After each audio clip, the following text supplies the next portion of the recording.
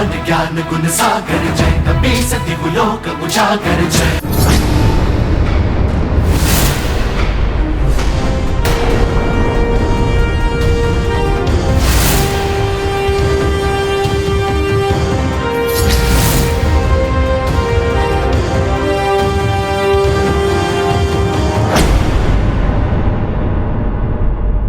जब तक हनुमान जी माता सीता के हाथों बना भोजन प्रस्तुत नहीं करेंगे, प्रभु श्री राम जी और लक्ष्मण जी संसार नहीं त्याग सकेंगे। मुझे चिंता हो रही है, कहीं प्रभु के निर्वाण में विलंब ना हो जाए। सब हनुमान जी पर ही निर्भर है। लाज रखो माँ राम नाम की, विनती करे हनुमाना। हे माता तुम सबकी सहायक, मेरा काज बनाना। लाज रखो माँ राम नाम की, विनती करे हनुमाना।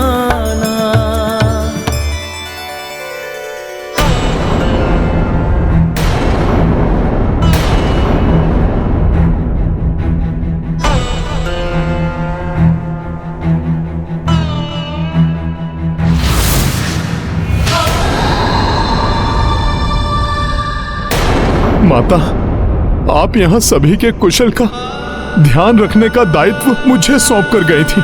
माता, मैं बस उसी को पूर्ण करने का प्रयास कर रहा हूँ। माता, अभी यदि विलंब हुआ तो ऋषि दुर्वासा की क्रोधाग्नि जागृत हो सकती है, जिसमें सभी भस्म हो सकते हैं माता। इसलिए माता, आपको कृपा करनी ही होगी, अन्यथा मैं आपके और प्रभु श्री राम के कार्य को पूर्ण करने में असफल हो जाऊंगा।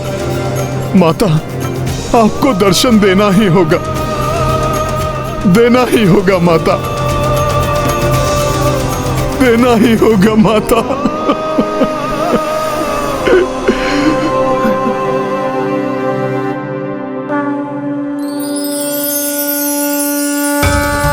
ये मेरे हृदय से ये निर्मल प्रकाश कैसे उत्पन्न हो रहा है?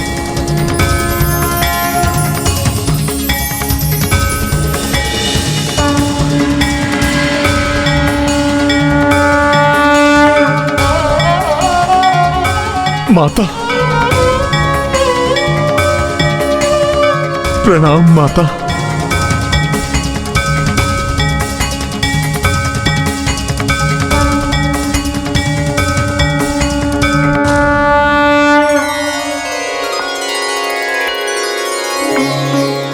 माता, आप आ गईं।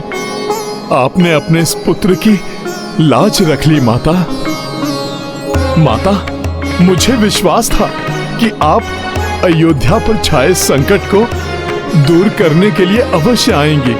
पुत्र हनुमान, मैं गई ही कहा थी। मैं तो स्वामी के साथ सदैव तुम्हारे हृदय में वास करती हूँ। तुम्हें मेरे हाथों से बनाया भोजन चाहिए। हाँ।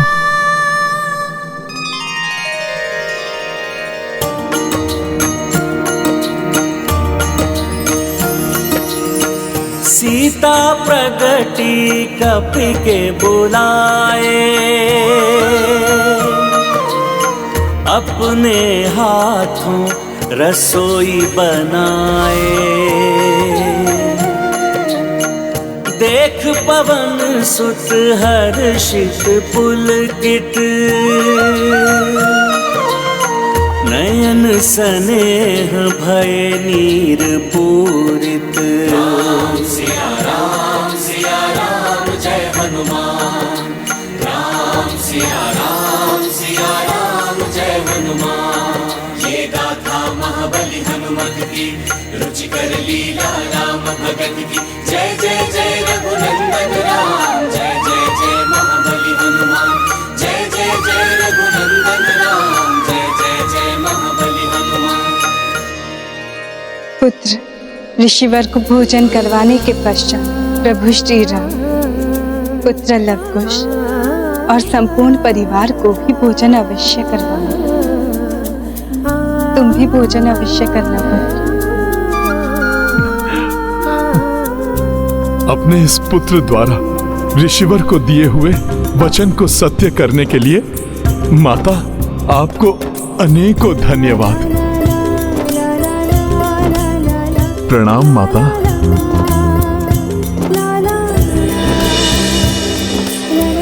माता, प्रेम का अथाह सागर है आपका हृदय, आप किसी को भी नहीं भूली।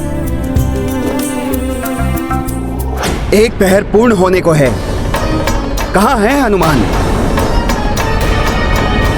और कहाँ है वो भोजन जिसे लाने का उसने वचन दिया था? अब आपको और प्रतीक्षा नहीं करनी होगी ऋषिवर। मैं अभी माता सीता के हाथों बनाया भोजन प्रस्तुत कर रहा हूं। हनुमान के मुख से कभी असत्य वचन नहीं निकलते, किंतु ये कैसे संभव है? सीता कैसे भोजन तैयार कर सकती है जब वो यहाँ है ही नहीं?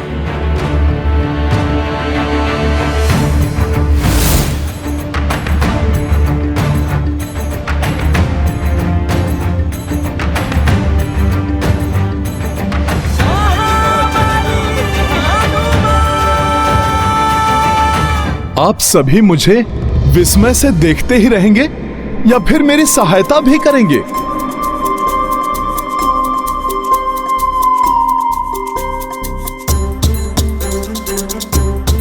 आइए ऋषिवर, भोजन के लिए आसन ग्रहण कीजिए।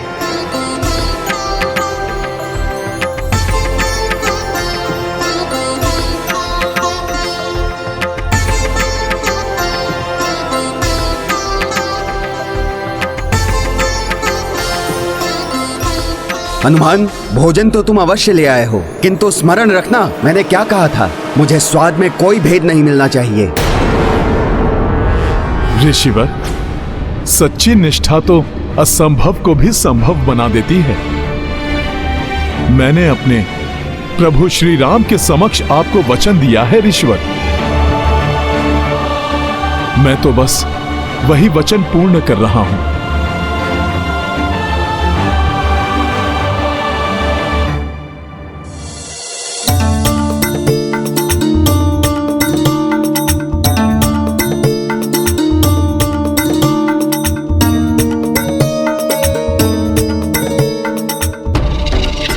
हनुमान जी ने अनेकों बार अपनी भक्ति की शक्ति से असंभव कार्य किए हैं, किंतु आज ये माता के हाथों का भोजन प्रस्तुत करना, क्या ये सत्य है?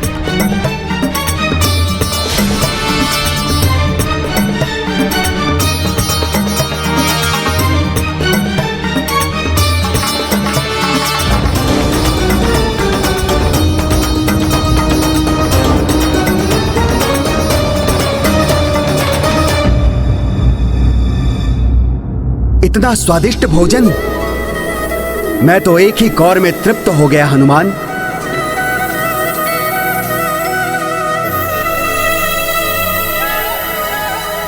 ये तो सत्य में पुत्री सीता के हाथों बना प्रसाद है हनुमान। ये गाथा महाबली हनुमत की, रुचिकर लीला राम भगत की। जय जय जय रघुनंदन राम, जय जय जय महाबली हनुमान। भोजन सिय हाथों से बनाई, दुर्वासा संतृप्त हो खाई। तत्पश्चात बसे रघुराई, संग में लव कुश अरु सब भाई। संसार त्यागने के पूर्व मुझे तुम्हारे हाथों बने भोजन को प्राप्त करने का सौभाग्य मिल गया सीते। अब मेरी कोई इच्छा अपूर्ण नहीं रही। प्रतिनयनों मह समाई नीरा, अंत मह भोजन किए महावीरा। आए राम तब भाव अधीना, कपि मुख मह मोदक धर दीना। महाबली हनुमत की, रुचिकर लीला राम भगत की। जय जय जय रघुनंदन राम, जय जय जय महाबली हनुमान। जय जय जय रघुनंदन राम, जय जय जय महाबली हनुमान। हनुमान, एक तुम ही तो हो जिसने मेरी सीता को रुष्ट होने का कभी कोई कारण नहीं दिया। इसलिए वो तो मात्र तुम्हारे बुलावे पर ही आ सकती थी, और वो आई भी। इसलिए मैं एक बार पुनः तुम्हारा धन्यवाद करता हूं।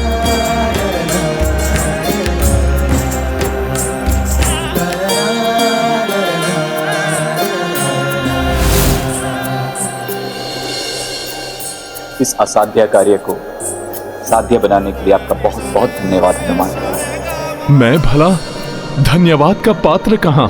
मैंने कहां कुछ किया है? हनुमान, आज तुमने मुझे धन्य कर दिया पुत्र। ऋषिवर, मैंने कहां कुछ किया है? ये सारा भोजन तो माता ने अकेले ही बनाया है। हनुमान, अपने तप से उठने के पश्चात, वर्षों के व्रत के पश्चात, मात्र एक ही इच्छा थी मेरे मन में, पुत्री सीता के हाथों बने भोजन को प्राप्त करना।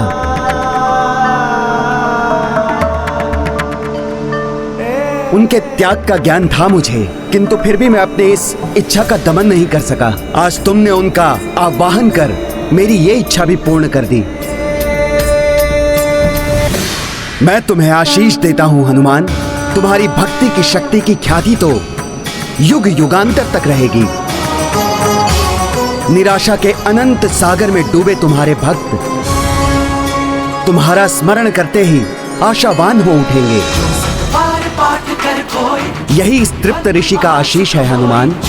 पढ़े हनुमान चालीसा होए सिद्धि साखी गौरी सा, सीता से सदा हरिचेरा कीजे नाथ। संकट मोचन हनुमान, आप महान हैं। आपका प्रभु प्रेम महान है, जिसकी शक्ति से आपने माता की ममता को जागृत कर वो संभव कर दिया जो हम सब की कल्पना से परे था। हनुमान, मैं तुम्हें आशीष देता हूं। जैसे तुमने संपूर्ण जीवन मेरा प्रत्येक कठिन से कठिन कार्य पूर्ण किया है, उसी प्रकार तुम्हारे नाम के स्मरण से ही असंभव प्रतीत होने वाला प्रत्येक कार्य संभव हो जाएगा। पवन तनय संकट हरण मंगल मूर्ति राम लखन सीता सहित हृदय बसहु सुरभू। प्रभु, मैं जो कुछ भी करने में सफल हुआ वो तो आपकी और माता की कृपा से ही हुआ है। प्रभु, आपकी ही कृपा है जिससे सब संभव हो जाता है। जैसी विनम्रता प्रभु की है, वैसी ही भक्त की भी। आप दोनों धन्य हैं। कार्य स्वयं करते हैं, किंतु उसका श्रेय सदैव दूसरों को देते हैं। अब हर्षित मन से मैं आप सब से विदा लेता हूं। हर्षित तो हम सभी हैं ऋषिवर। आप जैसे महान तपस्वी ऋषि की सेवा करके हम सब कृतार्थ हुए। आप सभी का कल्याण हो।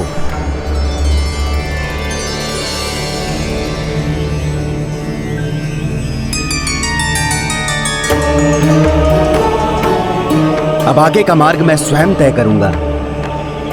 आप सभी लौट जाइए। कल्याण हो।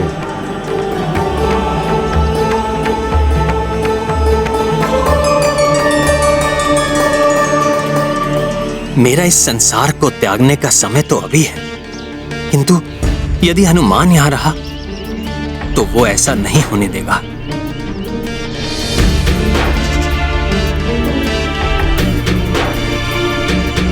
हनुमान, ऋषिवर इतनी लंबी तपस्या के बाद लौट कर आए थे, किंतु अब वो। प्रभु, मैं समझ गया। मैं स्वयं अपने हथेली पर बिठाकर उनके आश्रम तक छोड़ आऊंगा। प्रणाम प्रभु।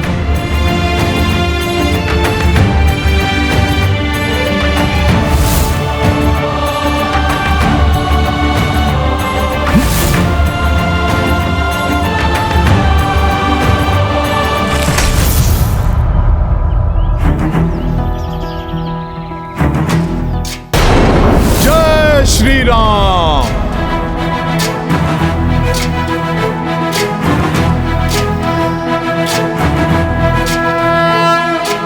प्रणाम ऋषिवर।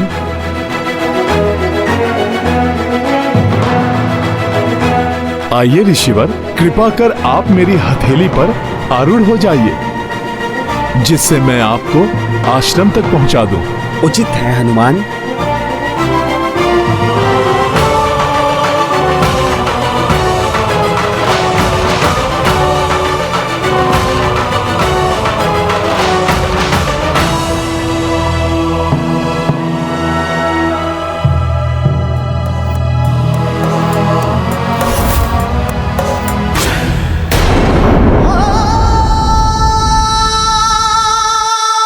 भैया, ऋषिवर का सत्कार तो पूर्ण हुआ। अब मैं अपने दंड के लिए प्रस्तुत हूं।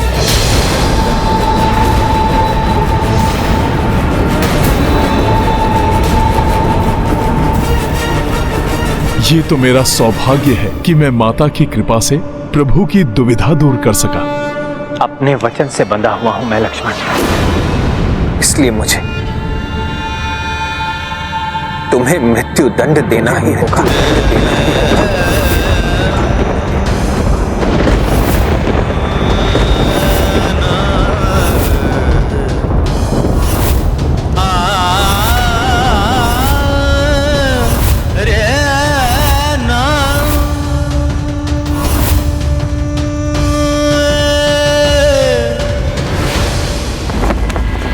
हमारी अनुपस्थिति में इतना कुछ घटित हो गया और हमें आभास तक नहीं हुआ।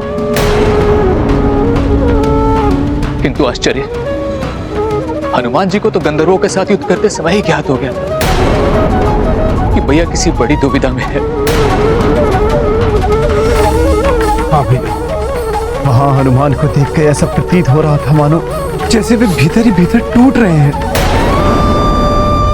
मेरे परम भक्त हैं हनुमान। उन्होंने तो अपने तन मन धन से अपने आप को ही मुझे समर्पित कर दिया है। मुझे अपने हृदय में बसा रखा है। कदाचित इसीलिए मेरे हृदय की पीड़ा का भान सर्वप्रथम उन्हें ही हुआ। फिर तो यदि उन्हें यह ज्ञात हो गया कि यहाँ क्या घटित हुआ है तो वो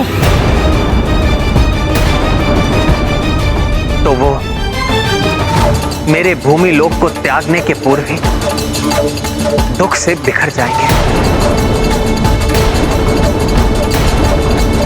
इसलिए हम ये बात अभी हनुमान के समक्ष नहीं कर सकते।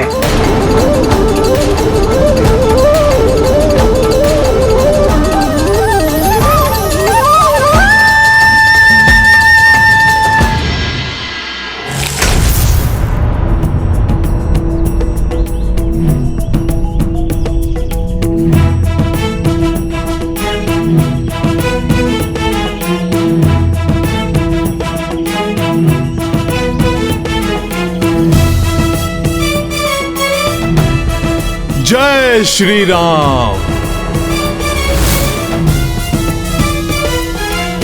लीजिए ऋषिवर, हम आश्रम पहुंच गए। आप धन्य हैं हनुमान। आपके प्रभु के प्रति आपकी भक्ति देखकर मैं अत्यंत आनंदित हूं, प्रभावित हूं। किंतु स्मरण रहे, अपनी इस भक्ति और अपने इस प्रभु प्रेम की भावना को अपने कर्तव्य और विधि विधान के मार्ग में मत आने देना। इसी में तुम्हारे प्रभु की और तुम्हारी मर्यादा निहित है हनुमान। ये अत्यंत महत्वपूर्ण ज्ञान है हनुमान। इसे सदैव अपने हृदय में रखना। धन्यवाद ऋषिवर, मैं आपके ये वचन कभी नहीं भूलूंगा। अब आप मुझे आज्ञा दीजिए ऋषिवर। प्रणाम। कल्याण हो, सदैव तुम्हारा कल्याण हो राम भक्त हनुमान। जय श्री राम। ऋषिवर ने अचानक मेरी भक्ति, मेरी प्रभु प्रेम की भावना को मेरे कर्तव्य पालन से क्यों जोड़ दिया? जैसे वो एक दूसरे के विरुद्ध आने वाले हों। कारण जो भी हो, ऋषिवर द्वारा दिया ज्ञान सादर स्वीकार करना ही मेरा धर्म है।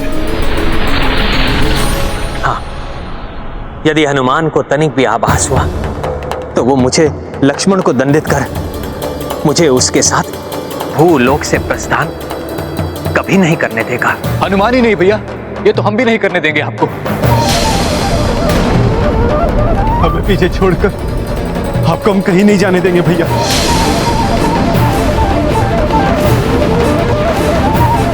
मेरे भ्राता, यदि मैं तुम्हें छोड़कर नहीं गया तो अयोध्या की प्रजा का ध्यान कौन रखेगा? नहीं भैया नहीं, अब इस प्रकार बार बार हम दोनों को अकेला छोड़कर नहीं जा सकते। आपके वनवास के समय आपने जो हमारे साथ किया, हम वो पुनः होने नहीं दे सकते। हाँ भैया, उस समय तो मैं आपका आदेश मानकर लौट आया था, किंतु यदि इस बार ऐसा हुआ तो मैं आपके आदेश का उल्लंघन करूंगा।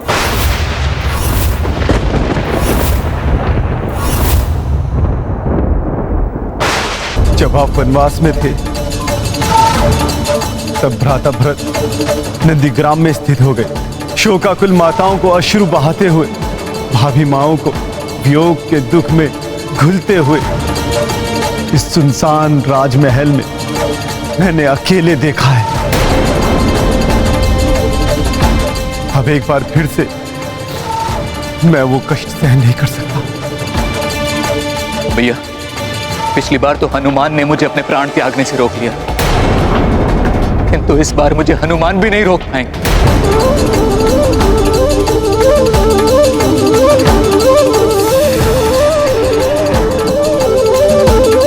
भैया, इस बार हनुमान जी भरत भैया को तो क्या, मुझे भी नहीं रोक पाएंगे।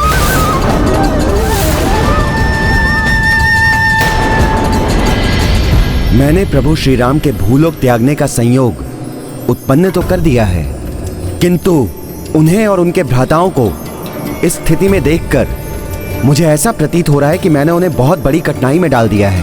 मनुष्य हो या ईश्वर, धर्म का पालन तो किसी के लिए भी सरल नहीं। धर्म के मार्ग में अनेक कठिनाइयां आती हैं, पग पग पर त्याग करना पड़ता है, किंतु जो धर्म के लिए अपना सर्वस्व न्यौछावर करते हैं वही इस संसार के लिए श्रेष्ठतम उदाहरण प्रस्तुत करता है और पूजनीय बनता है। ऋषिवर दुर्वासा को सकुशल उनके आश्रम पहुंचाकर मैंने प्रभु का कार्य तो कर दिया, फिर भी मेरा मन इतना अशांत क्यों है? क्या उसका संबंध ऋषि दुर्वासा के द्वारा कहे गए वचनों से तो नहीं? अनायास ऐसा आभास हो रहा है जैसे प्रभु मुझसे दूर जा रहे हैं। कदाचित प्रभु के दर्शन पाकर ही मेरा चित्त शांत होगा। हमें जो भी निर्णय लेना है हनुमान के यहाँ पहुंचने के पूर्व ही लेना, क्योंकि अब वो आते ही होंगे। भ्राता भरत, एक राजा विहीन राज्य तो पिता विहीन परिवार के समान होता है। मेरे और लक्ष्मण के प्रस्थान के पश्चात अयोध्या को तुम्हारी आवश्यकता होगी। मैं तुम्हें राजा नियुक्त कर शत्रुघ्न को राजकाज में तुम्हारी सहायता के लिए छोड़कर जाने का इच्छुक हूं।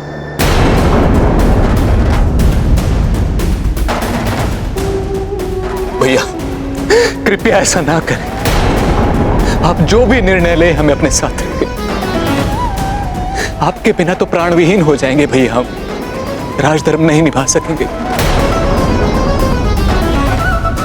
अब आप ही बताइए भैया, प्राण विहीन होकर जब हम एक दूसरे का ध्यान रखने में अक्षम रहेंगे तो राज्य का कार्यभार कैसे संभाल पाएंगे? इससे उत्तम तो यही होगा भैया कि आपकी आज्ञा ना मानने के दंड स्वरूप लक्ष्मण के समान हम दोनों को भी मृत्यु दंड दे दीजिए।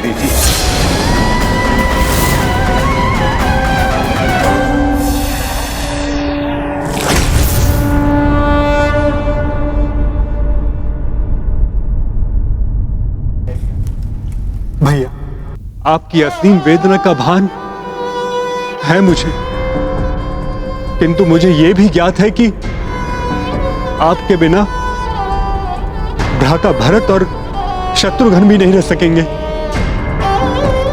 मैं तो स्वयं आपके बिना नहीं रह सकता भैया।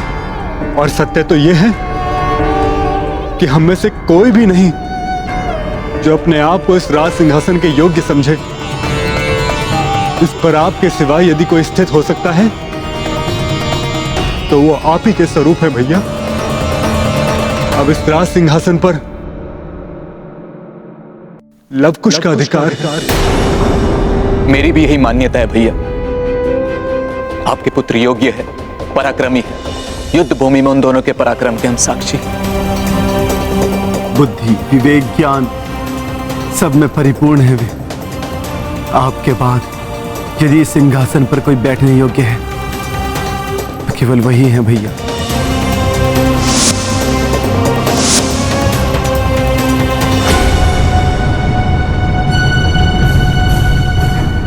नारायण नारायण।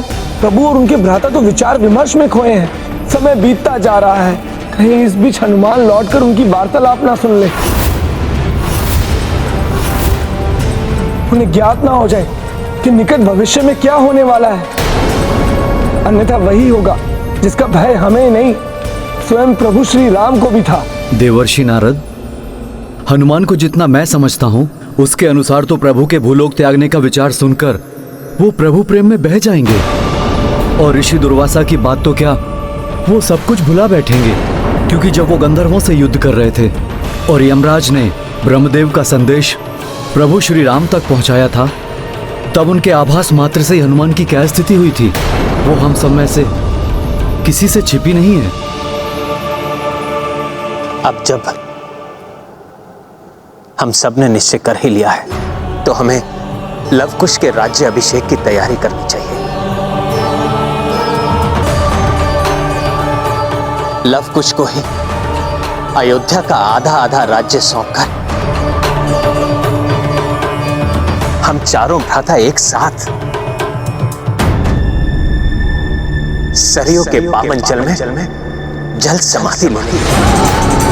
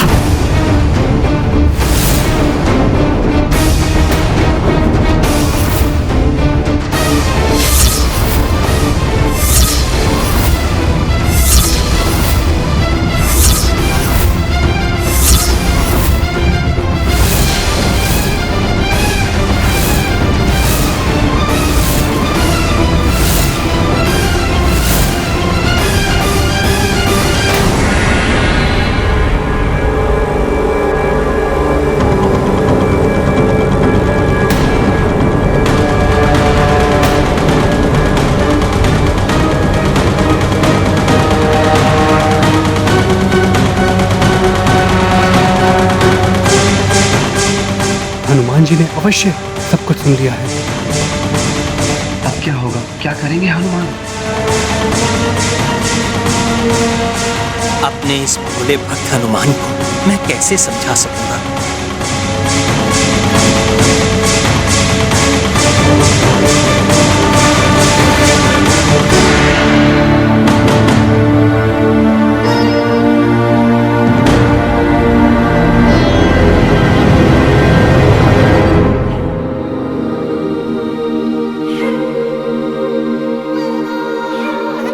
प्रभु, मैं ऋषि दुर्वासा जी को उनके आश्रम छोड़कर आ गया।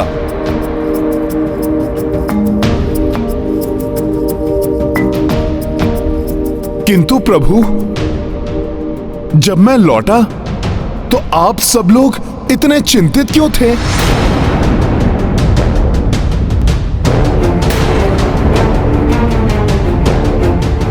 प्रभु, ऐसी कौन सी चिंता है जिसके निवारण के लिए आप सभी यहां इतनी गंभीरता से विचार विमर्श कर रहे थे?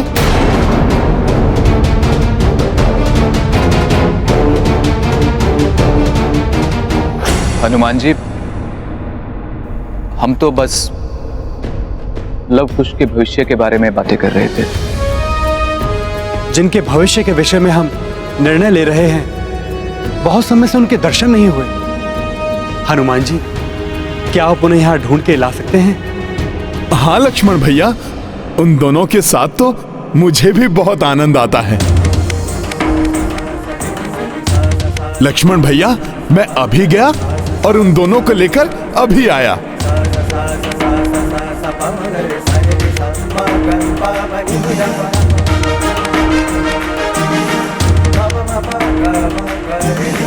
हमारा संपूर्ण परिवार हनुमान का ऋणी है। उससे ये बात अधिक समय तक छिपाना उचित नहीं है कि हम चारों भ्राता इस संसार का परित्याग करने वाले हैं। अभी तो उसे इस बात का ज्ञात नहीं है, किंतु कभी ना कभी तो अवश्य होगा। तब एक साथ दुखों का पहाड़ नहीं टूट पड़ेगा उन पर। अब जब हम निर्णय ले ही चुके हैं, तो आप तीनों लव कुश को समझाकर उन्हें उनके राज्य अभिषेक के लिए तैयार कीजिए। मैं हनुमान को बताने का, उसे समझाने का प्रयास करूंगा, जिससे वो धैर्यपूर्वक मेरा जाना स्वीकार कर सके। यह संभव कार्य केवल एक ही स्थान पर संभव हो सकता है। मैं हनुमान को वहीं लेकर जाऊंगा।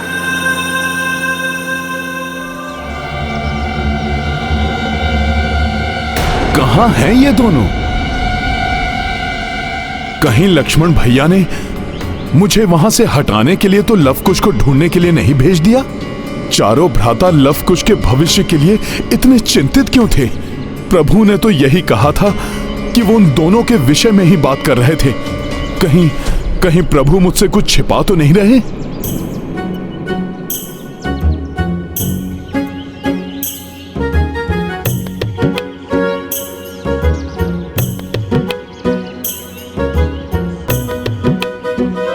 यहां मेरा पीछा कौन कर रहा है? अवश्य ये तो लवकुश ही हैं।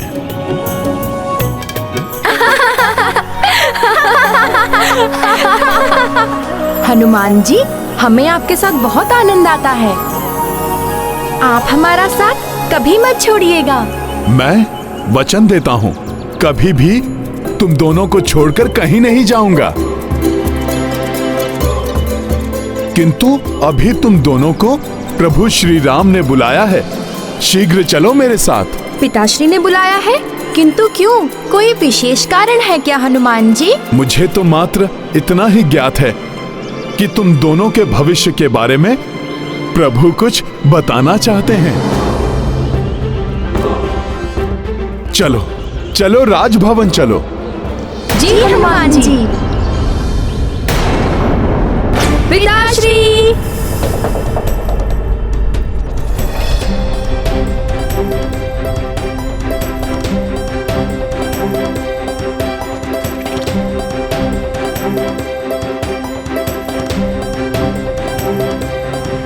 ये लीजिए प्रभु, मैं ले आया लवकुश को।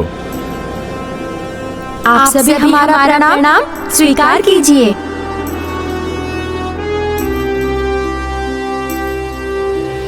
पिताश्री, बताइए, आपने हमें किस लिए बुलाया है?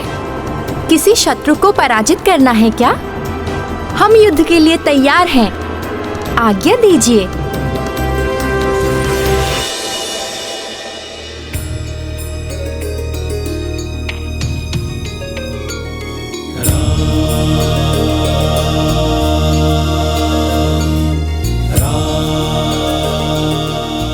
आज्ञा नहीं पुत्र,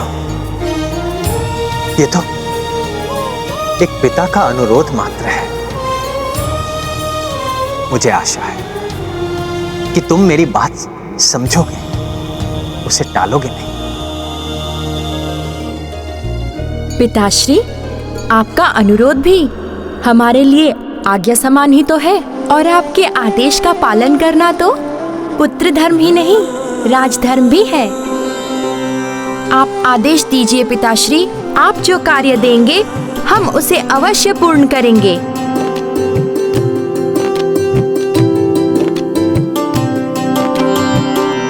ये तुम्हें तुम्हारे काकाश्री बताएंगे पुत्र।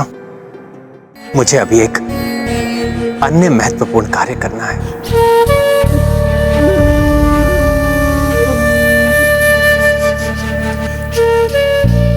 हनुमान, मुझे अभी अभी आभास हुआ है कि मुझे गोदावरी एवं फेना नदी के संगम पर स्थित वृषकपि तीर्थ के दर्शन करने के लिए जाना चाहिए। क्या आप मुझे वहां ले जा सकते हैं? प्रभु, आपके आदेश का पालन करना तो मेरा सौभाग्य होगा। तब हमें अभी प्रस्थान करना चाहिए। जो आज्ञा प्रभु। पुत्रों, तुम्हारे काकाश्री तुम्हें जो भी कहें, तुम्हारा उसे गंभीरता पूर्वक सुनना अत्यंत महत्वपूर्ण है। प्रभु श्री राम ने हनुमान को बताने के लिए उचित स्थान चुना है। वृषकापि तीर्थ जाकर कदाचित हनुमान अपने अस्तित्व का गूढ़ रहस्य भली भांति समझ सके।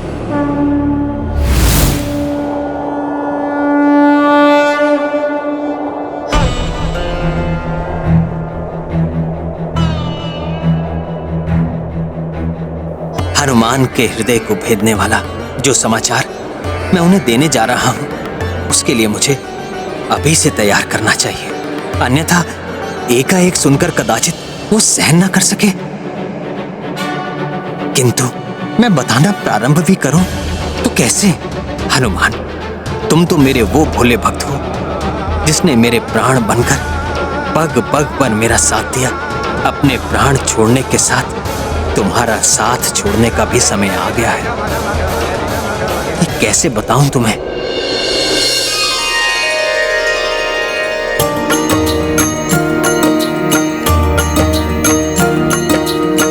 किन शब्दों मह किस विध बोले, कैसे प्रभु मन भक्त का तोड़े। निश्चित वैकुंठ धाम को जाना, किंतु सो को कहे हनुमाना। राम सिया राम जय हनुमान। भरत लखन शत्रुघ्न भाई, लव कुश को कछु बोल न पाई। साहस कर जब हूँ कह दीन्हा, छल के किशोर नयन सुनीरा। राम सिया राम जय हनुमान। राम सिया राम जय हनुमान। ये गाथा महाबली हनुमत की, रुचिकर लीला राम भगत की। जय जय जय रघुनंदन राम, जय जय जय महाबली हनुमान। जय जय जय रघुनंदन राम, जय जय जय महाबली हनुमान। प्रभु, आपसे एक बात पूछूं? अवश्य हनुमान। कुछ ऐसी बात करो हनुमान जिससे ये हृदय विदारक समाचार तुम तक पहुंचाना मेरे लिए सरल हो जाए। मुझे ऐसा क्यों प्रतीत हो रहा है कि जैसे मैं यहाँ प्रभु पूर्व में भी कभी आया हूं, किंतु कब और क्यों उसका स्मरण नहीं है मुझे। इन दोनों महान नदियों गोदावरी और फेना के इस अद्भुत संगम को देखकर मुझे ऐसा आभास हो रहा है जैसे उस घटना का आज की हमारी इस यात्रा से बहुत गहरा संबंध हो। प्रभु,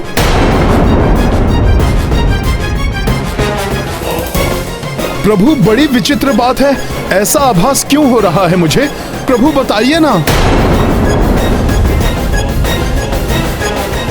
हनुमान, तुम्हें जो आभास हो रहा है वो उचित है।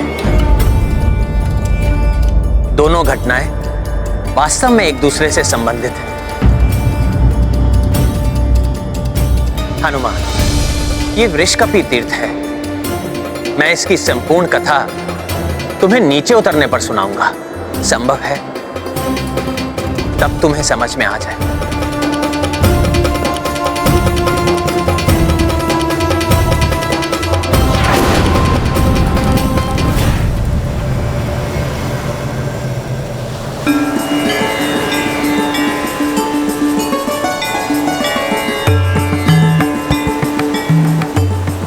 हनुमान, जैसा तुम्हें ज्ञात है, ये गोदावरी एवं फेना नदियों का पावन संगम है।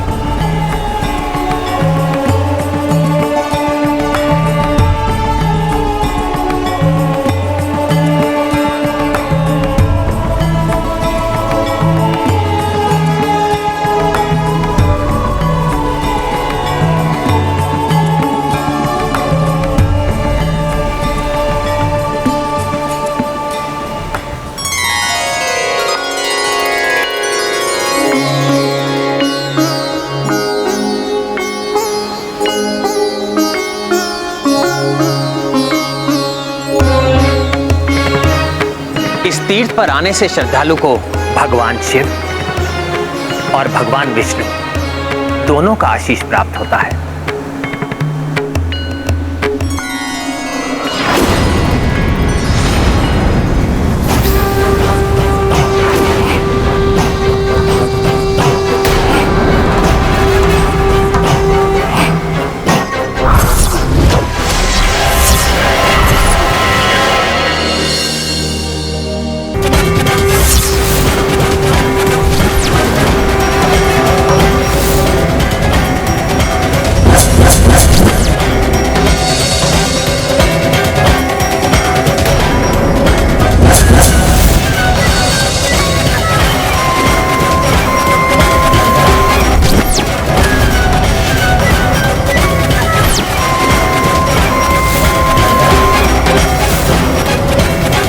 ये भगवान विष्णु और भगवान शिव की छवि वाले कौन हैं? और ये मेरे समान क्यों दिखाई दे रहे हैं?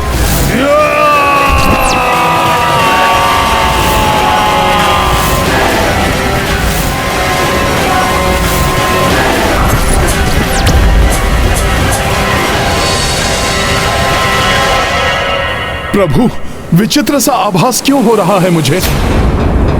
श्री हरि, भोले बाबा एवं मेरा स्वयं का मिला जुला रूप क्यों दिखाई दे रहा है मुझे? मुझे किसी माया ने भ्रमित कर दिया है या फिर मेरे मन की कल्पना है ये? हनुमान, ना ही ये कोई माया है और ना ही तुम्हारे मन की कल्पना। मैं तुम्हें इनके अद्भुत रूप की संपूर्ण कथा सुनाऊंगा, जिससे तुम्हें स्वयं ही बोध हो जाएगा कि तुम्हें ऐसा आभास क्यों हो रहा है। मेरे भोले भक्त हनुमान को समझाने के लिए उसे बताना ही पड़ेगा कि कालांतर में उनके वृषकपि अवतार में आने का उद्देश्य समाप्त होने के पश्चात भूलोक से उनका भी निर्माण हुआ था। यह अनेक युगों पूर्व की बात है हनुमान। दैत्यों के पूर्वज महाबली हिरण्य का पुत्र महाशनि घोर तपस्या से प्राप्त वरदानों के कारण अनेक शक्तियों का स्वामी हो गया था, किंतु तपस्वी होकर भी दैत्य प्रवृत्ति के कारण उसने अपने आतंक से तीनों लोगों को आतंकित कर रखा था।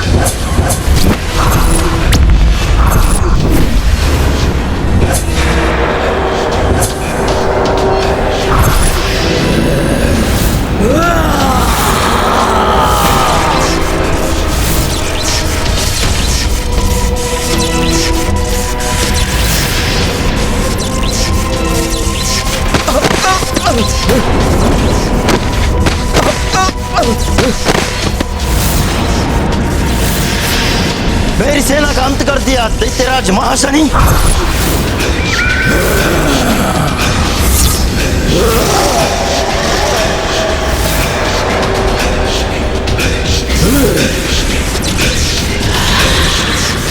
अब तुम नहीं बचोगे।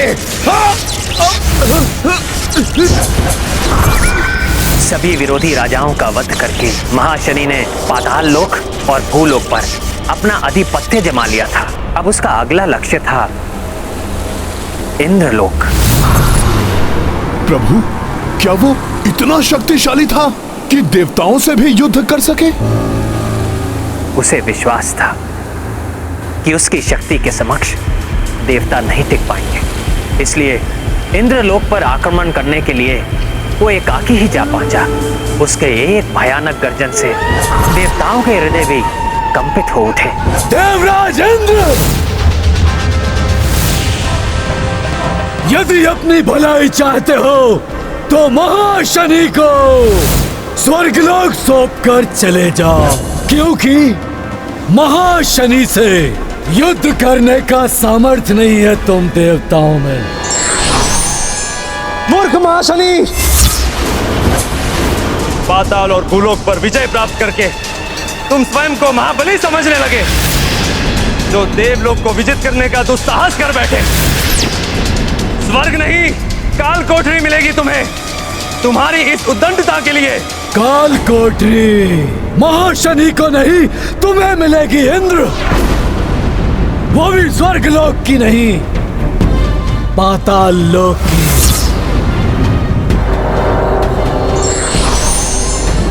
अच्छा है जो तुम सब भी आ गए देवों। अब तुम भी देखो कि महाशनि कैसे तुम्हारे इस इंद्रदेव को बंदी बनाता है। तुम्हारे इस दुस्साहस का दंड मैं तुम्हें दूंगा महाशनि। मेरे प्रचंड अग्नेयास्त्र से क्षण भर में भस्म हो जाओगे तुम।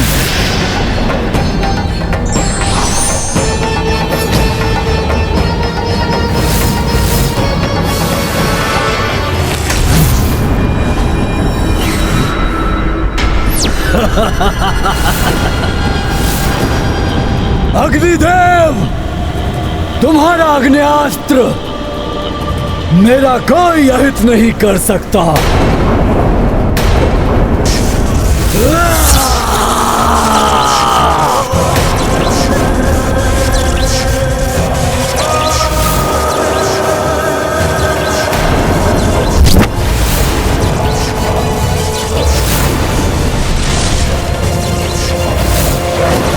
मूर्ख देवताओं, व्यर्थ ही इस इंद्रदेव को बचाने का प्रयास कर रहे हो। इन्हें तो मैं बंदी बनाऊंगा ही, किंतु अब तुम सबको भी मैं बंदी बनाऊंगा।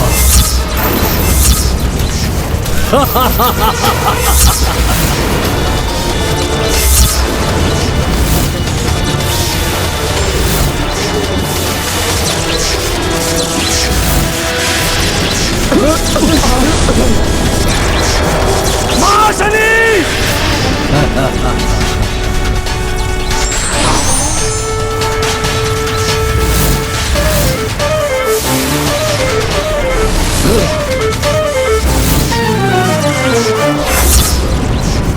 तुम्हारा वज्र भी विफल हो गया इंद्रदेव।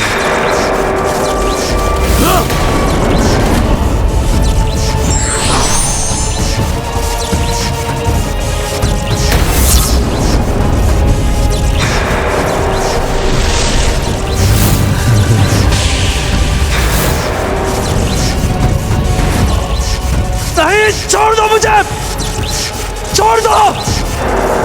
देवताओं के अस्त्रों को विफल करके महाशनि इंद्रदेव को बंदी बनाकर पाताल लोक ले गया और उन्हें काल कोठरी में ढकेल दिया।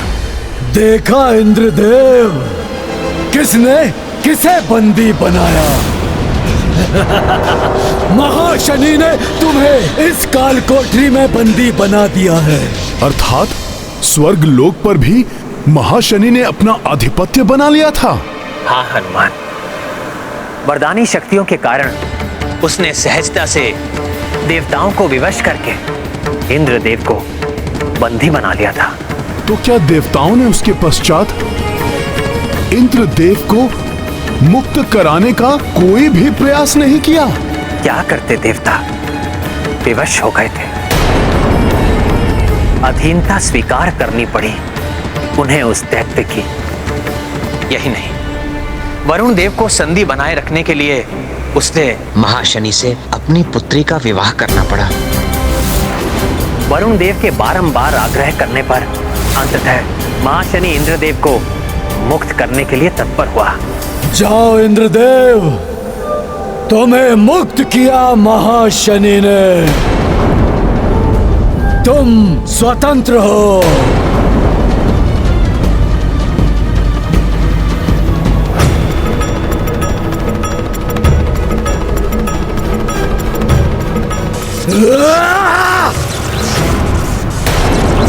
सुनो देवराज इंद्र, तुम्हें मुक्त किया है मैंने, स्वर्ग को नहीं। स्वर्ग, सारे देवता और तुम भी सब मेरे अधीन हैं। और हाँ, कोई भी छल या कपट करने से पूर्व स्मरण रखना कि ये मेरी प्रचंड जटाएं केवल केश नहीं है, ये यमपाश है जो तुम्हारी ग्रीवा के लिए मृत्यु फांस है, तो अन्य देवताओं के लिए तीक्ष्ण खड़ग।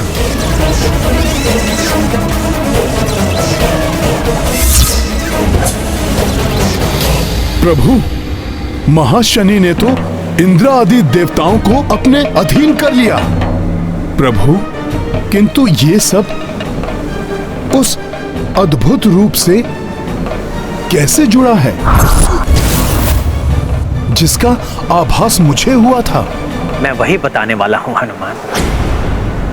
जब इंद्रदेव की पत्नी देवी सची ने परास्त हुए इंद्रदेव की दशा देखी तो उनसे रहा नहीं गया। वो ब्रह्मा जी से इसका उपाय पूछने के लिए ब्रह्मलोक जा पहुंची। तब उन्हें ब्रह्मा जी से ज्ञात हुआ कि महाशनि को वरदान प्राप्त है कि उसका वध ऐसी महाशक्ति के हाथों ही हो सकता है जो एक साथ महादेव शिव एवं श्री हरि विष्णु देव की शक्ति से उत्पन्न हुआ हो। इसीलिए देवताओं के शक्ति प्रहार का उस पर कोई भी प्रभाव नहीं पड़ रहा था। तो क्या प्रभु, ये वही रूप है जिसका मुझे यहाँ पर आने से बार बार आभास हो रहा है? महाशनि के वरदान के बारे में ज्ञात होने के पश्चात देवी सची इंद्रदेव को साथ लेकर इसी गोदावरी एवं फेना नदी के संगम पर आई और यहाँ आकर उन दोनों ने श्री हरि नारायण एवं महादेव की प्रसन्नता के लिए घोर तप किया। वर्षों के कठोर तप के पश्चात महादेव एवं श्री हरि ने उन्हें वरदान देने का निश्चय किया।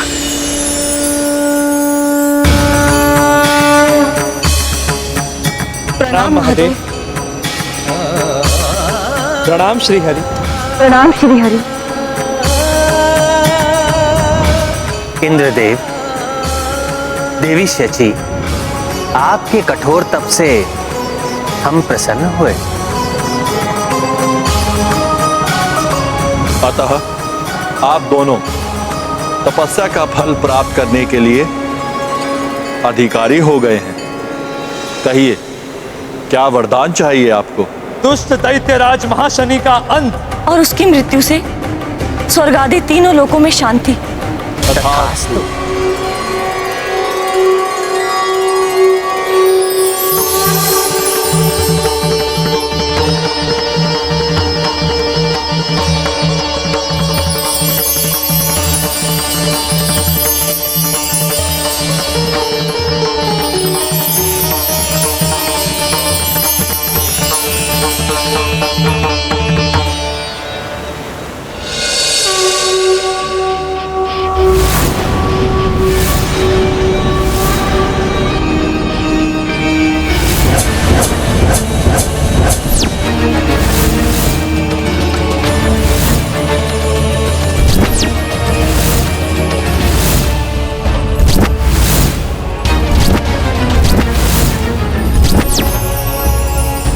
आश्चर्यचकित ना हो देवी शची, ये मुझ विष्णुदेव एवं महादेव के सम्मिलित तेज से उत्पन्न हुई महाशक्ति है।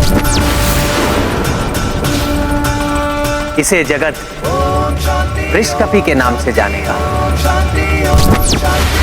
तीनों लोकों में अपने आतंक से हाहाकार मचाने वाले महाशनि दैत्य का वध करेगा वृक्ष कपि।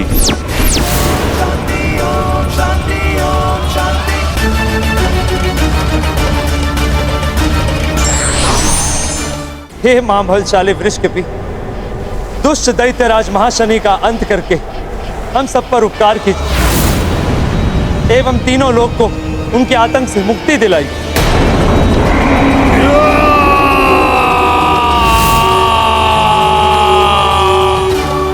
इसका अर्थ है जिस दिव्य रूप का मुझे बार बार आभास हो रहा था वो श्री हरि एवं भोले बाबा की सम्मिलित शक्ति से उत्पन्न महाबली वृषकपि का ही रूप है जो इसी संगम पर अवतरित हुए थे।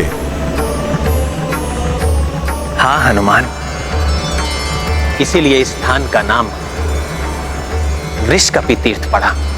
किंतु प्रभु, फिर वृषकपि ने दैत्य महाशनि का अंत कैसे किया? हनुमान, जिस प्रकार तुम एक ही छलांग में समुद्र पार करके लंका पहुंच गए थे, उसी प्रकार वृषकपि भी एक ही छलांग में यहां से पाताल लोक जा पहुंचे।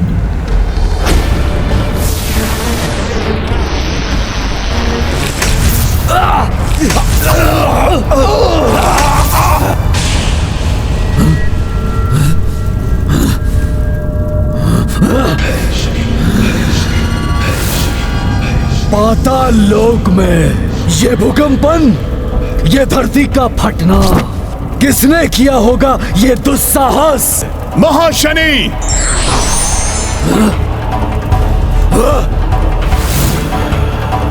प्रतीत होता है किसी बड़े योद्धा को उस इंद्र ने भेजा है। अच्छा है, बहुत दिनों से किसी महान योद्धा से युद्ध का आनंद नहीं लिया, अब आएगा आनंद।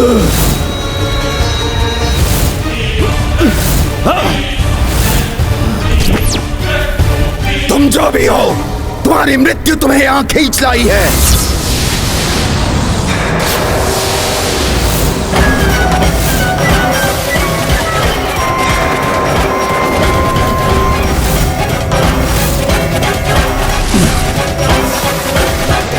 मृत्यु होगी तुम दैत्यों की।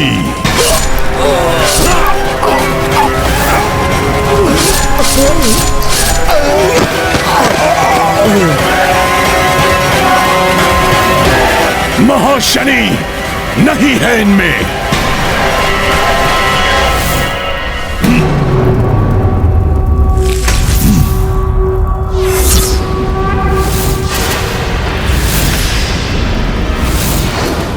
मेरी सेना का विनाश किया तुमने, किंतु अब मैं करूंगा तुम्हारा नाश।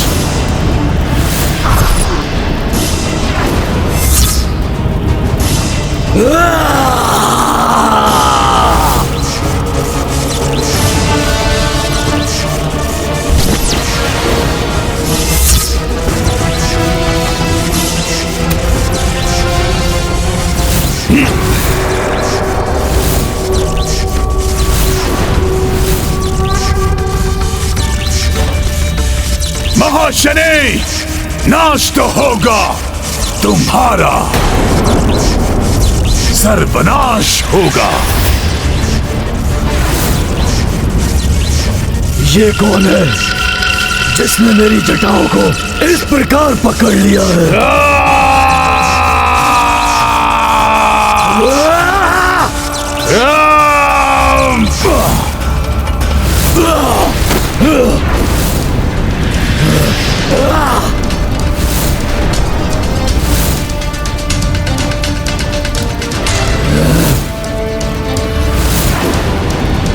नहीं, नहीं, ऐसा नहीं हो सकता। मैं तुम्हें जीवित नहीं छोड़ूंगा।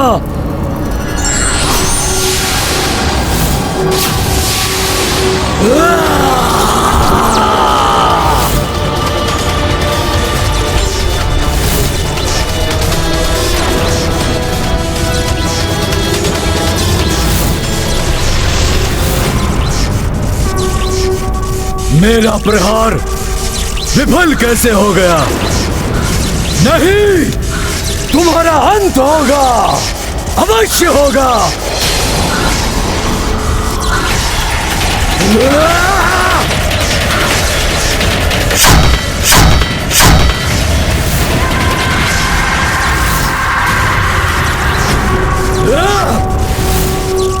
मेरी इन प्रचंड जटाओं को छोड़ दो।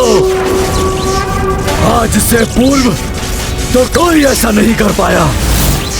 मेरी इन जटाओं ने बड़े बड़े बलवानों को भेद दिया है, किंतु ये कैसे इन्हें पकड़ रहा है?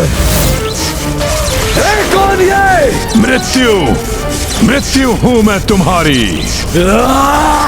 नाम है वृक्ष कपि।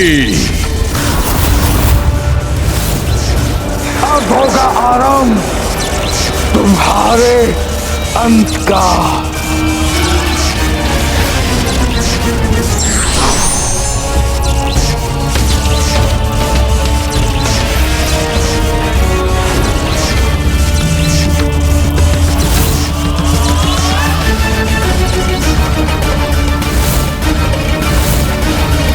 नहीं,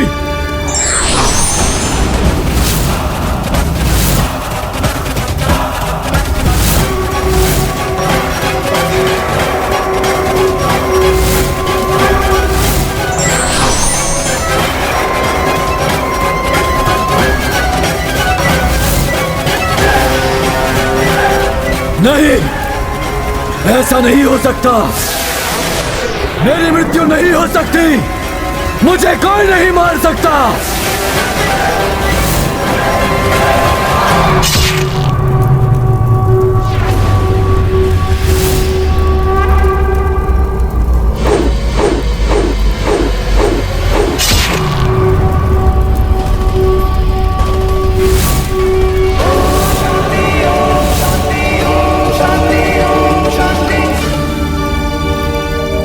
जैसे ही वृषकपि ने महाशनि का वध किया, समस्त देवता वहां एकत्रित हो गए।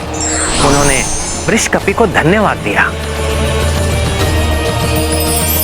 प्रभु, न जाने क्यों मुझे बार बार ऐसा आभास हो रहा था कि वृषकपि के स्थान पर मैं ही हूं।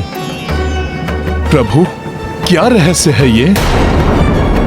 मेरा उन दिव्य शक्ति वृषकपि से क्या संबंध है? वृषकपि से तुम्हारा संबंध ही नहीं हनुमान, अपितु वो दिव्य शक्ति वृषकपि तुम ही थे।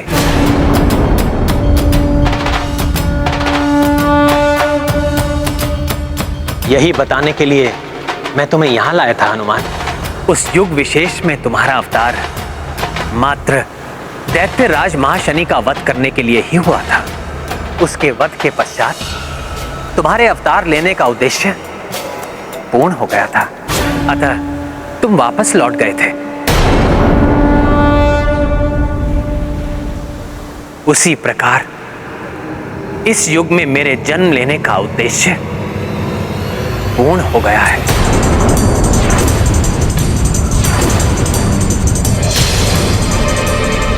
अब मेरे भी वापस वैकुंठ धाम लौटने का समय आ गया है।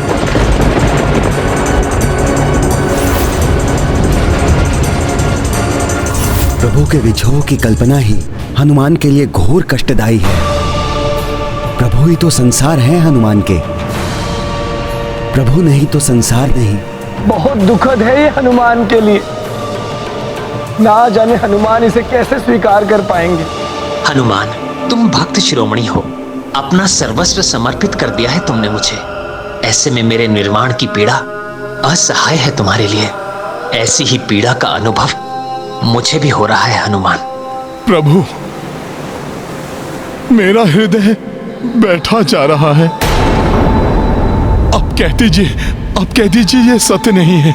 सत्य है ये हनुमान। भूलोक को छोड़कर मुझे जाना ही होगा। प्रभु, इस भक्त ने आपके चरणों की सेवा का व्रत लिया है। अतः आपका ये हनुमान आपके साथ ही जाएगा। ये नहीं हो सकता हनुमान, तुम्हें तो अभी रुकना है। नहीं प्रभु, नहीं। हनुमान का सत्य, हनुमान का धर्म, हनुमान के प्राण तो आप है प्रभु। आपके बिना इस संसार में रहकर क्या करेगा ये हनुमान? संसार को तुम्हारी आवश्यकता है हनुमान, इसलिए मेरे साथ तुम्हारा निर्वाण असंभव है। प्रभु आप ऐसा मत कहिए। आपने वृषकपि की कथा में भी बताया था कि मेरे उस जन्म का उद्देश्य पूर्ण होते ही वो भी भूलोक छोड़कर निर्वाण को प्राप्त हुआ था प्रभु। फिर अभी क्यों? यही तो मैं तुम्हें समझाना चाहता हूं हनुमान। पुत्र, ये उद्विग्नता त्याग कर मेरी बात ध्यान से सुनो। हनुमान, उस युग में तुम हरि एवं हर के अंश से उत्पन्न हुए थे।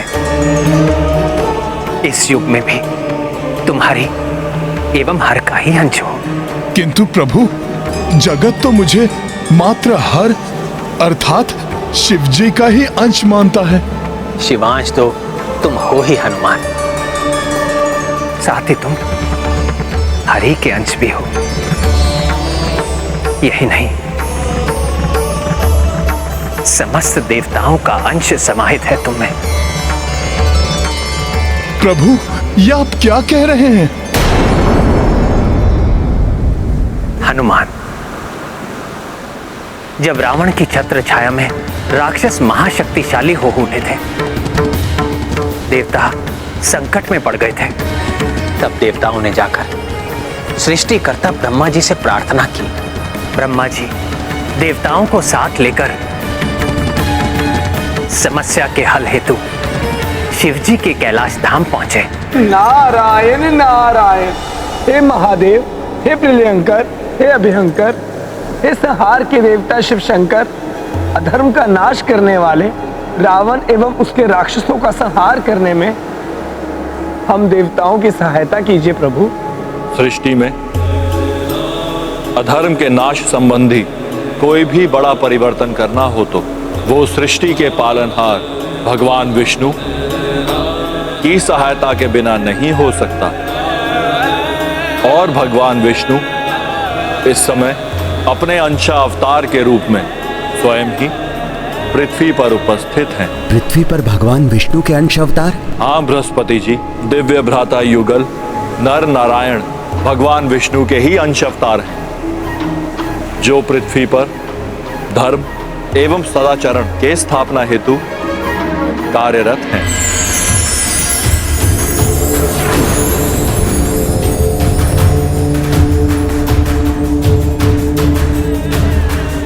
आप सब जाकर उनसे प्रार्थना कीजिए।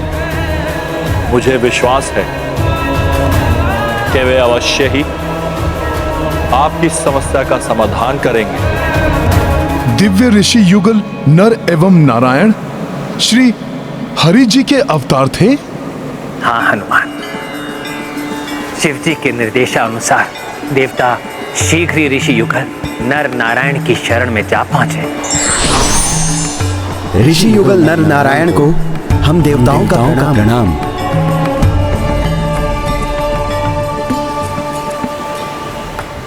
हे तेजस्वी ऋषिवरों, रावण और उसके राक्षस यज्ञ आदि का विध्वंस करके धर्म का नाश कर रहे हैं, अधर्म का साम्राज्य फैला रहे हैं। वो धर्म की रक्षा हेतु उनका संहार करना आवश्यक है। ऋषिवरों, कृपया हमारी सहायता कीजिए।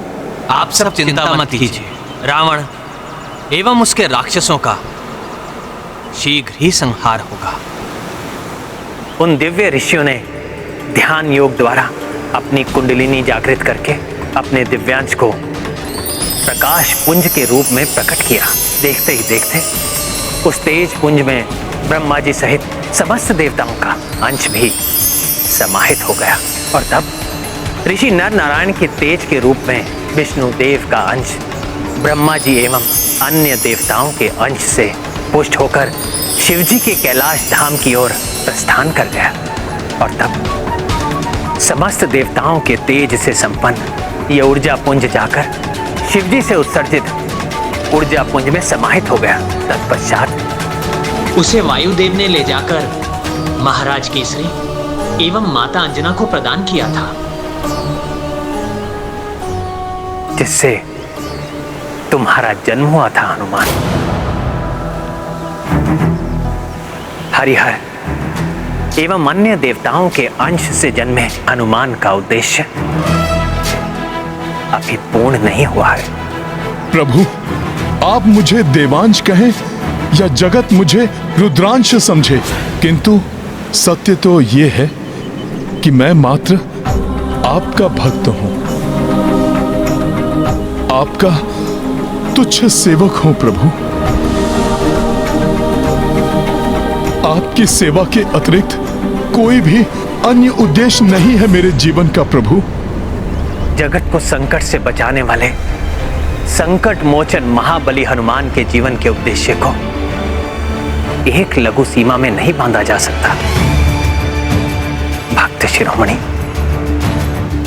तुम्हें राम राज्य में वृद्धि करनी है, धर्म मार्ग पर चलने वाले पथिकों की रक्षा करनी है। आने वाले युगों में राम नाम के अस्तित्व को बनाए रखना है तुम्हें।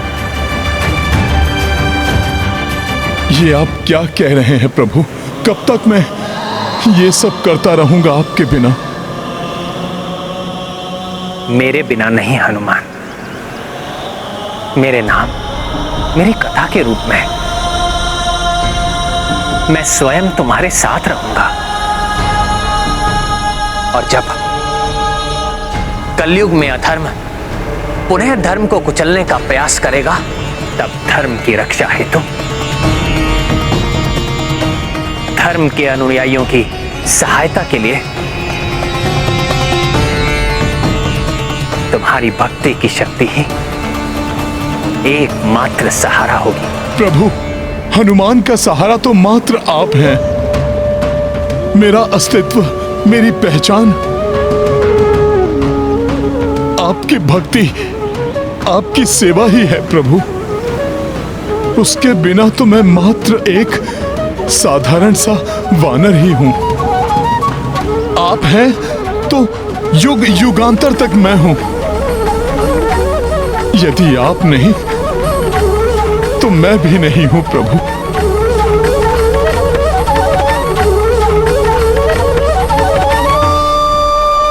तुम जगत के संकट मोचन हो हनुमान, मात्र अपने लिए कैसे सोच सकते हो तुम? संसार को संकट से बचाना ही तुम्हारे जीवन का उद्देश्य है हनुमान। प्रभु, मेरे जीवन का उद्देश्य आपकी भक्ति है प्रभु। आप ही मेरा संसार है। परंतु हनुमान, मेरे अवतार के अंत का समय आ गया है, तुम्हारे अंत का नहीं। प्रभु, मेरा समय, मेरी श्वासें तो मात्र आपकी भक्ति से ही चलती हैं। प्रभु श्री राम नहीं तो हनुमान भी नहीं। ये गाथा महाबली हनुमत की, रुचिकर लीला राम भगत की। जय जय जय रघुनंदन राम, जय जय जय महाबली हनुमान। सबहु तथ श्री राम सुनाए, किंतु कपीश समझ नहीं पाए। हनुमत केवल भक्ति को जाने, सम्मुख जिसके राम भी हारे। ये गाथा महाबली हनुमत की, रुचिकर लीला राम भगत की। जय जय जय रघुनंदन राम, जय जय जय महाबली हनुमान। हनुमान, अपने प्रभु के प्रति तुम्हारे समर्पण ने मेरे हृदय को द्रवित कर दिया है हनुमान। उचित होगा अब हम संध्या वंदन करके यहां से प्रस्थान करें। अयोध्या में सभी हमारी प्रतीक्षा कर रहे होंगे।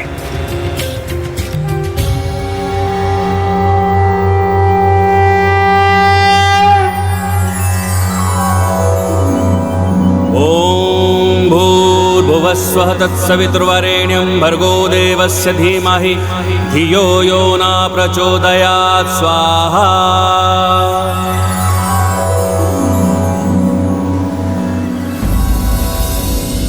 प्रभु, मेरा हृदय अभी भी आशंकित है।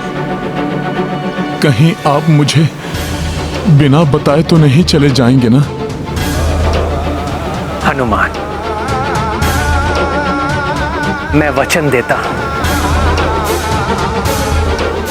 तुमसे मिले बिना नहीं जाऊंगा।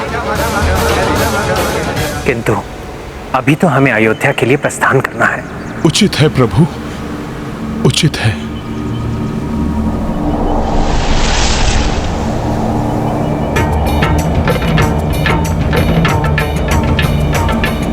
कितने भोले भाले भक्त हो तुम हनुमान। भक्ति के अतिरिक्त कोई अन्य रंग तुम पर चढ़ ही नहीं रहा है। ना जाने मैं तुम्हें समझा भी पाऊंगा या नहीं। बहुत विलंब हो गया भैया राम को। अब तक तो उन्हें हनुमान के साथ आ जाना चाहिए था। इतना शीघ्र कैसे आ सकते हैं भैया? हनुमान को स्वयं निर्वाण के बारे में बताना, उन्हें मनाना इतना सहज नहीं होगा भैया के लिए। आप उचित कह रहे हैं भैया। हनुमान जी की भैया राम के प्रति अटूट भक्ति को देखकर ऐसा प्रतीत होता है जैसे हनुमान जी मानेंगे ही नहीं।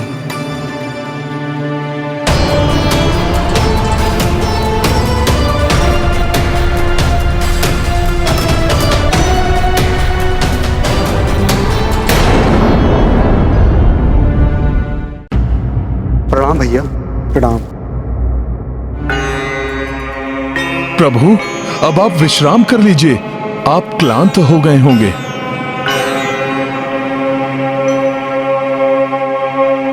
हनुमान, सब कुशल तो है? हाँ भरत भैया, सब कुशल मंगल है। प्रभु को संगम तीर्थ की यात्रा करा दी है। एवं क्या हनुमान? एवं प्रभु ने मुझे उस तीर्थ की कथा भी सुनाई।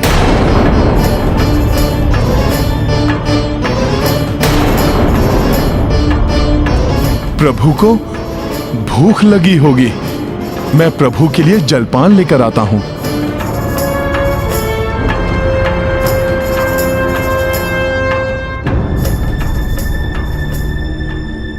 मैंने हनुमान को समझाने का हर संभव प्रयास किया, किंतु वो किसी भी प्रकार नहीं माने। हनुमान आपके सर्वसमर्पित भक्त हैं भैया, अतः उनके लिए सब कुछ जानना अति आवश्यक भी है। अब मेरे भी वापस वैकुंठ धाम लौटने का समय आ गया है। हरिहर एवं अन्य देवताओं के अंश से जन्मे हनुमान का उद्देश्य अभी पूर्ण नहीं हुआ है। हनुमान भीतर ही भीतर बहुत व्यथित है लक्ष्मण। बहुत भोले हैं वो। उनके नेत्रों से छलकती व्यथा को देखकर मैं उन्हें कठोरता से कुछ कह ही नहीं पाया। फिर भी मैंने उन्हें अपने प्राण के विषय में संकेत तो दे दिया। जो घटनाएं घटित हुई, मेरे और उनके जीवन का उद्देश्य, सब कुछ समझाया, परंतु नहीं प्रभु, मुझे छोड़कर आप कैसे जा सकते हैं? मैं ऐसा नहीं होने दूंगा। परंतु क्या भैया? भरत, यदि उस क्षण तुम वहां होते तो कदाचित तुम भी रो देते। हनुमान के नेत्रों से अश्रु बह रहे थे। हनुमान टूट गए थे और कितनी पीड़ा देता मैं उनके व्यथित हृदय को। नहीं कह सका कुछ अधिक।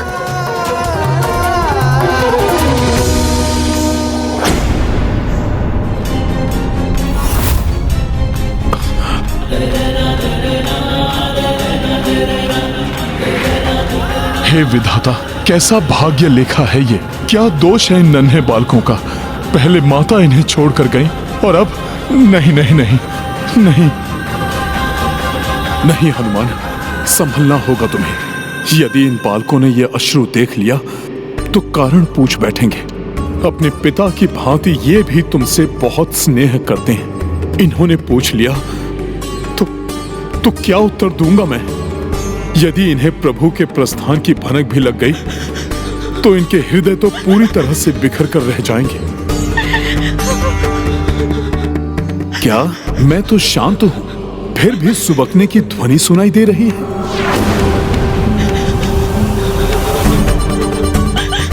ये तो लव कुश की सुबकने की ध्वनि है। क्या इन्हें भी ज्ञात हो गया है ये सब?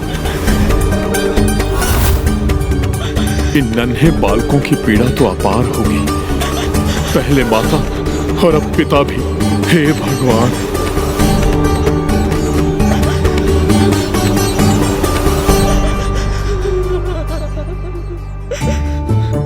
लवकुश, क्यों रो रहे हो आप दोनों?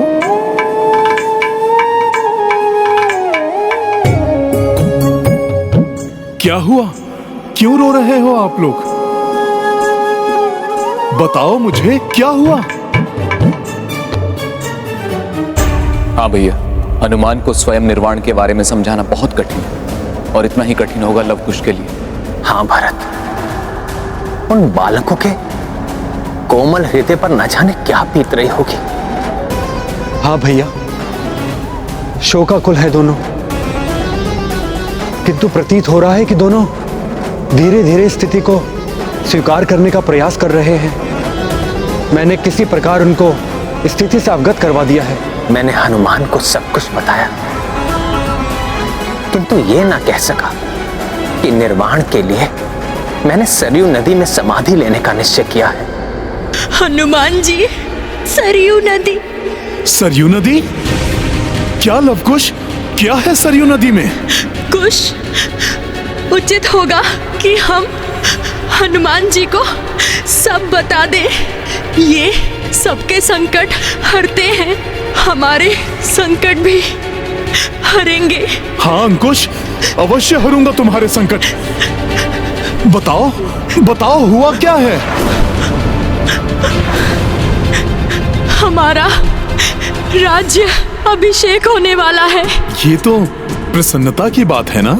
हमारा राज्य अभिषेक का अर्थ है कि अयोध्या के राजा पिताश्री नहीं होंगे। लवकुश, प्रभु श्री राम दूरदर्शी हैं। उन्होंने कुछ सोच के ही निर्णय लिया होगा। हाँ, मात्र सोचा ही नहीं, निश्चय भी कर लिया गया कि हमारे राज्य अभिषेक के पश्चात पिताश्री, काकाश्री भरत, काकाश्री लक्ष्मण, आप शत्रुघ्न काकाश्री के साथ सरयू नदी में। क्या है सरयू नदी में? एक साथ जल समाधि ले लेंगे।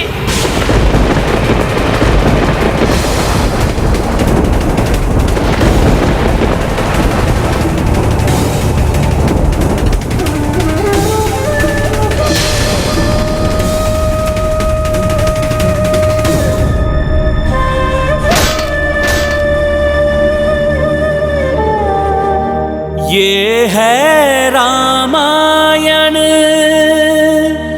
रामचंद्र गुण धाम की, सब सुधि जन करिए कथा श्रवण श्री राम। जन्म के पश्चात मृत्यु एक निश्चित क्रिया है, किंतु इससे विचलित हुए बिना जो व्यक्ति केवल सत्कर्म करता है, उद्धार भी उसी का होता है।